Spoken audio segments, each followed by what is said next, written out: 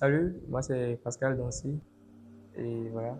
Je suis né et j'ai grandi dans une famille polygame et très tôt, Satan voulu me faire quitter ce monde et alors qu'il n'a pas pu réussir son projet, il m'a embauché dans son entreprise.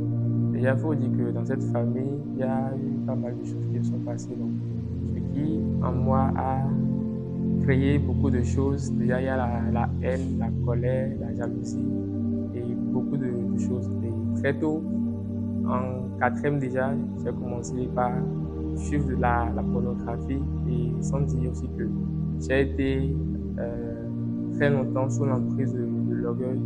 Je voulais que tout se passe autour de moi. Je voulais être chef de toutes choses. Je voulais être au contrôle de toutes choses. Et il y avait beaucoup de choses qui avaient encouragé aussi cette envie, ce désir de tout posséder. Et j'ai continué comme ça avec des amis. J'ai continué dans la pornographie. Et après, j'ai commencé aussi la NAC parce que j'étais avec des amis et l'envie de posséder, d'avoir plus, m'amenait à faire des choses que je ne voulais vraiment pas. Mais j'ai commencé quand même par faire de la NAC. J'ai commencé par toucher des personnes, mais ça ne donnait pas comme ce que je voulais. Donc, il fallait faire un pas, il fallait faire quelque chose, un pacte, il fallait signer un pacte avec Satan pour pouvoir avoir ce que je voulais. Finalement, j'ai fait le pas pour pouvoir avoir ce que je voulais, mais même là, ça n'avait vraiment pas donné ce que je voulais. Ce que j'espérais avoir, je ne l'avais pas reçu, en fait. Et j'ai continué dans cela jusqu'à ce que j'ai mon bac.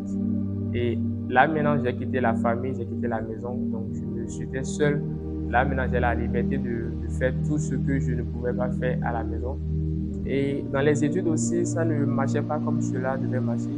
Les parents n'avaient plus la force de pouvoir continuer à subvenir aux besoins et à me payer aussi les frais d'études.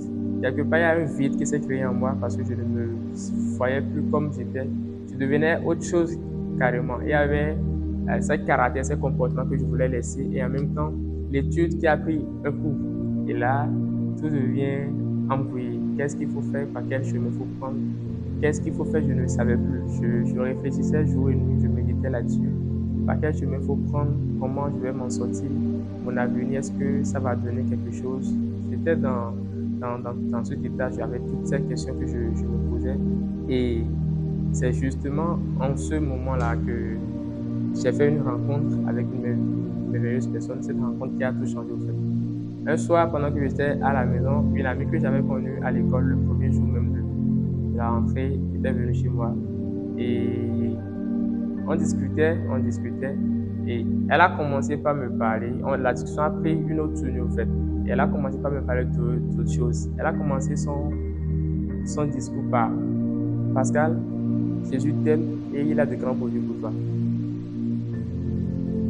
Tout de suite, ça sonne comme, ouais, je vais avoir de l'argent, avoir des voitures, une famille, beaucoup de choses. Et tout de suite, c'est ce côté que moi je voyais pour la chose. C'était le côté richesse matérielle de ce monde que je voyais, mais c'était plus que cela.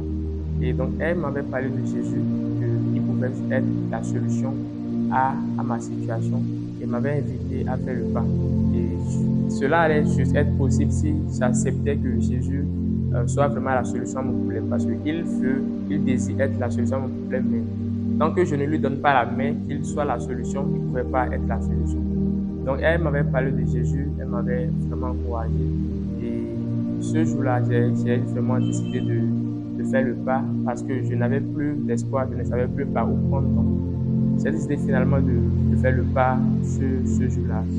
J'ai fait le pas et ce pas a changé ma vie, au fait. Ce oui que j'ai dit ou ce contrôle que j'ai donné à Jésus dans ma vie a tout changé. Les caractères, les choses, les attitudes, les mauvaises choses dans lesquelles je retombais et desquelles je voulais sortir et je n'avais pas la force pour sortir de ces choses. L'étude qui avait pris un cours et toutes ces situations, tous ces problèmes, toutes ces inquiétudes que j'avais auparavant, il a été vraiment une solution pour toutes ces inquiétudes, tous ces questionnements, toutes ces questions que j'avais. Il a vraiment été une solution, une réponse à toutes ces questions. Donc aujourd'hui, maintenant, je suis vraiment heureux de la personne que je suis en train de devenir. les choses auparavant qui me faisaient tomber, qui me faisaient réfléchir, aujourd'hui ne me font vraiment plus réfléchir. Et ma vie, mon avenir qui était raté, mon avenir auquel je ne voyais plus un sens, je ne voyais plus de l'ordre ou un sens, a maintenant un sens. Toi, aujourd'hui, qui me regarde, qui peut-être traverse une situation, qui ne sait pas quoi faire, qui te retrouve à un carrefour de ta vie ou à un carrefour où tout semble être confus, ou qui te retrouve sous le poids d'un péché, un caractère ou quelque chose que tu veux laisser et dont tu n'as pas la force pour sortir de cette chose, une situation compliquée, un avenir qui n'a plus de sens, ou une situation familiale, ou quelque chose quand même, une situation qui pèse sur toi. Dans la journée, tu souris, mais la nuit, tu pleures. Si tu veux vraiment trouver une solution à ce que tu traverses, si tu veux vraiment mettre fin à ces larmes que tu coules chaque fois, tout n'est pas fini. Il y a encore une chance, il y a de l'espoir pour toi. Tu as aujourd'hui la possibilité de changer les choses, de changer le cours de ta vie, de changer le sens de ta vie. Et cette personne qui va t'aider ou qui va changer les choses n'est une autre personne que Jésus. Et aujourd'hui, tu peux faire ce pas, faire appel à Jésus, l'appeler et le laisser conduire ta vie. Et laisse-moi aussi te dire qu'il ne suffit pas juste de faire ce pas, mais si tu fais ce pas, le mieux aussi, ce qui va t'avantager, c'est de trouver une communauté chrétienne ou une assemblée qui confesse la même foi que toi et d'être en communauté avec ces personnes qui vont beaucoup t'aider aussi dans la suite de la marche. C'était Pascal. Merci beaucoup.